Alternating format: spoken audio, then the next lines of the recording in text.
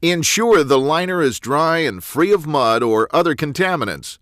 Apply the Quick Prime Plus primer by pouring a small amount onto the scrubber pad and applying it to the surface of the Firestone EPDM geomembrane beyond the perimeter of the area to be repaired with a patch. Test the primer flash-off by touching the primed area with your finger and pushing forward at an angle. The primer should not string as your finger is moved up and away. Install the quick seam patch by peeling away the release paper and placing the patch over the damaged area of the liner.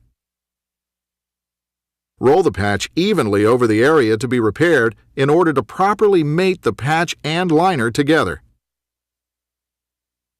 If the area cannot be adequately repaired using the two 6-inch by 6-inch quick seam patches, call Firestone Specialty Products at 800-428-4442 for additional assistance.